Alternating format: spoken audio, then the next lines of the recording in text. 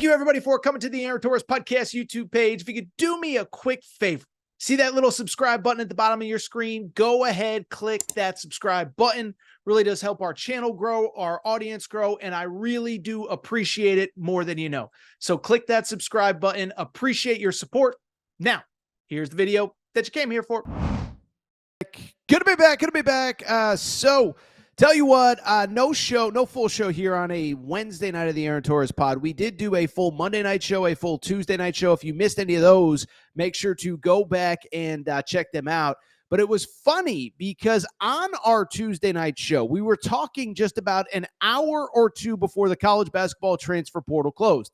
And I said, look, we were talking about PJ Haggerty and Andrei Stojakovic and all those guys.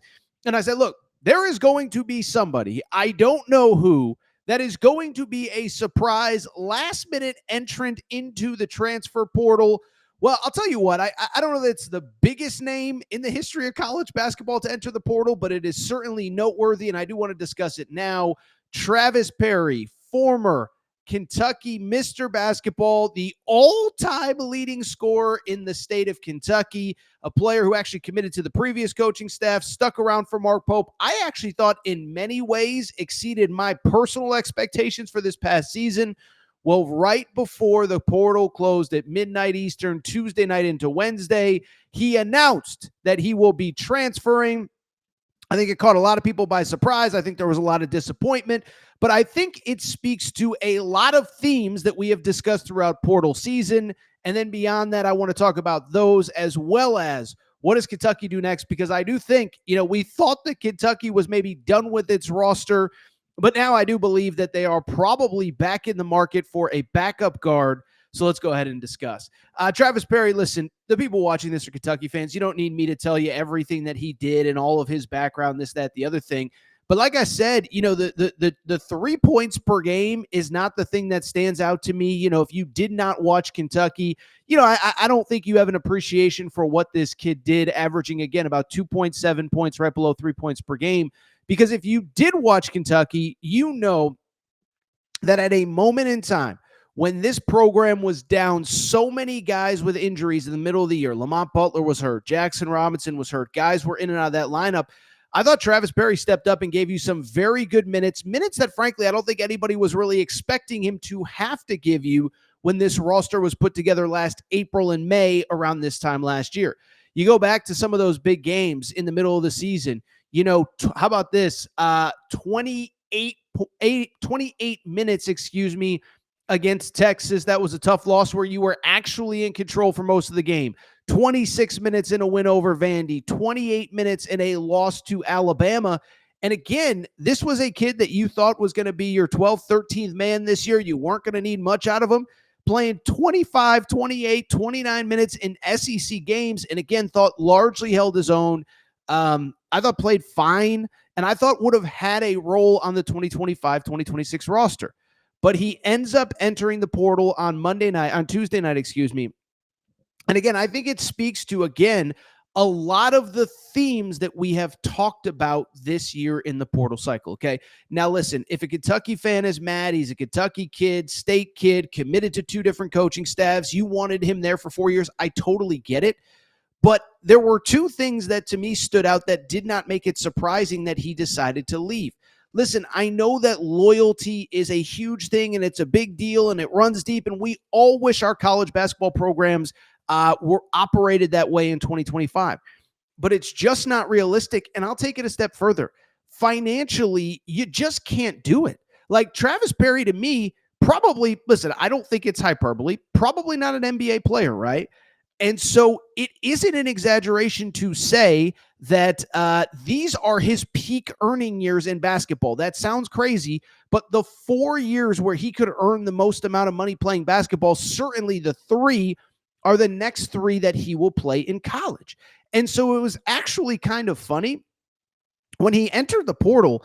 What I thought was going to happen was actually the opposite of what did. I figured he'd probably transfer down a level, maybe go to like a Western Kentucky, Missouri Valley, Ohio Valley type school, make a very nice amount of money and average, 20 points a game, whatever, and then transfer back up and maybe play at the power conference level next year and be a millionaire. Well, as it turns out, the other theme that we have kept talking about really the last 2 weeks as the portal is wound down, there are too many spots for not enough good players. And so when he entered the portal, immediately he gets tied to Ole Miss, a team that we have talked about a ton on this show, because every time a guy enters the portal, we keep saying they are a team that very clearly has money to spend. Remember, Chris Beard turned down Texas A&M, and as part of that deal, got a bunch more NIL money. So they have NIL money to spend. But if you look at who they have targeted and who they have landed, outside of AJ Storr, Corin Johnson, who I think was a guy who would have been good for Louisville but got hurt this year, they don't have very many bodies. And so that is probably where Travis Perry will end up landing. And so it's hard for me to blame him. Again, I'm not telling any fan how to feel. If you feel differently, that's perfectly fine. But you sit there and say, well, wait a second. Probably going to make, this is crazy to me, going to make 7 figures next year playing in the SEC, just not at Kentucky. And so it's actually, you know what it's exactly like? It's exactly like the Denzel Aberdeen situation 2 days ago that we were talking about when he went from Florida to Kentucky. There was a thought of, how does a kid who just won a national championship, I'm wearing my Final Four sweatshirt right here. I saw Denzel Aberdeen in San Antonio. How does that kid leave his state school? He's from Florida. How does he do that? And it's like, well, Kentucky was offering him more money than Florida was. And he is at a point in his life where he has to make as much money as he can in college because there's no guarantees after he leaves college. And so I didn't blame Denzel Aberdeen. I don't blame Travis Perry. And what I want to do quickly is just talk about what's next. Because what stands out to me is that Mark Pope and Kentucky, I think they're going to take another guy. I mean, everybody, and by the way, this has been a topic of conversation with Kentucky since they took Denzel Aberdeen on Monday. By the way, how about the portal, huh? I told you, one of my buddies in coaching says days in the portal are like weeks, weeks are like months. He told me on like a Tuesday night, he's like, by Thursday morning, my board will look completely different than it did. Well, Monday night, you take Denzel Aberdeen. We thought that roster was complete. All of a sudden, you look up now, and I think Kentucky is going to take another guy because, again, when the roster was complete, there was talk of how do you find minutes for all these guys? Well, now you're down one guy. I think Pope is going to want to bring in a 13th guy, and it's for a few obvious reasons. One, he likes to play a lot of guys. And two, you saw this year, you can never have too much depth in college basketball in 2025, 2026. Guys get injured. Guys get hurt. Weird stuff happens. And again, you weren't expecting Travis Perry to play significant minutes this year. And now all of a sudden you were counting on him to play 28 minutes at Texas and 25 minutes against this school and 24 minutes against that school. So I believe that they will take another guy. Worth noting, by the way, how about Mark Pope getting busy the day after the portal closed, visiting Tay Kinney, top 20 prospect in the class of 2026, visiting Caleb Holt, a top 5 prospect in the class of 2026. Now, I don't believe either of those are guys that are going to take Travis Perry's spot, but I think it's kind of funny to think Mark Pope, oh, we thought the portal was closed. These guys slow down. No. They're full speed ahead on 2026 and beyond. Now, back to Travis Perry, back to this open spot. I believe Kentucky will try to fill it. And listen, I'm not going to sit here and lie and pull a bunch of names out of my butt. Again, to reiterate, Caleb Holt I don't think he's coming. I don't think Tay Kinney is coming, okay? But what I was going to say is listen, I do think you go get another guard, and I'll say this. I think there are plenty of guys in the portal that would kill for a chance to play at Kentucky. I think there are plenty of guys in the portal that would kill for a chance to earn whatever salary is left, whatever Travis Perry was going to get paid, to take that money, put it towards a 4th, 5th year guy, and bring in a veteran who wants to be there, right? One, I don't think you go after the younger developmental guy because, as I just said, I don't believe younger and development really go hand in hand in this era of college basketball. I don't believe it at any level, not the low major, not the mid-major level, certainly not at a place like Kentucky. But then beyond that, what I do think is there are, and I'm not being facetious or sarcastic when I say this, I believe there are literally hundreds of players still in the portal that would kill for an opportunity to play for Kentucky and to play at Kentucky. And so I don't know who this player would be. And I don't think, obviously, hundreds aren't going to fit the role of backup 3rd string point guard, which is what you need. But I think there are veterans out there. And I think we saw a great example of this past year at Kentucky. Remember when at this time last year, Ansley Almanor committed, and I think it was actually mid to late May.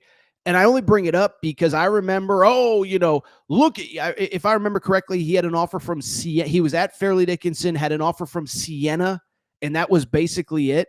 And people were like, oh, look at Mark Pope taking a kid with his only other offer was from Siena. And it's like, yeah, if you're taking him to be your 13th guy or your 12th guy or a guy that you're not going to rely on, why not? It's not you're not asking a guy from FDU to play 32 minutes a game. You're asking him to play a very specific role, which I thought Ansley Almanor played very well this year. And oh, by the way, was excellent at certain points. And so if there's an Ansley Almanor out there for you, guess what? There's also going to be another guy that can play a different role and fill in for Travis Perry. So I don't know exactly who it would be. I don't have names, but is there a guard that played somewhere at the low mid-major level that you can bring in and can play, 8 to 10 minutes and maybe more if you need them? Yeah, I think there is. And by the way, you know who else is recruiting guys like that?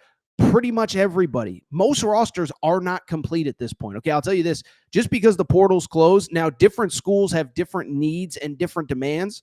There are some schools that are still like trying to hope they find a star somewhere, but pretty much everybody still needs players, I'm trying to think. St. John's, they took Dylan Mitchell on Thursday or Wednesday, but they still have 3 open scholarships. I think they plan on filling at least 2 of them. UConn, I promise you, is still looking for guys, and they might be looking for another one if Alex Caravan declares as we record he has not yet.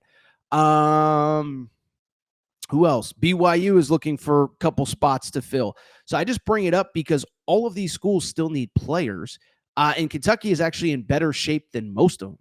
It's just a matter of you got to find that guy that is willing to be the 12th, 13th man, accept a role. But I believe that guy is out there, and I believe that's what Kentucky needs to do going forward to fill the spot that was vacated by Travis Perry. So that's all for Kentucky Talk today. We'll be back on Thursday night. We'll probably do some smaller stuff Thursday night. Obviously, draft and NFL draft is Thursday night. We're not going to do a live show at 6 Eastern when everybody's locked in on the draft. Unless something crazy happens, then, we'll reconsider. But yeah, make sure you subscribe to the YouTube channel. Make sure you subscribe to the podcast feed, Apple, Spotify. Oh, by the way, our Torres on UK Twitter account. Make sure you're following Torres on UK.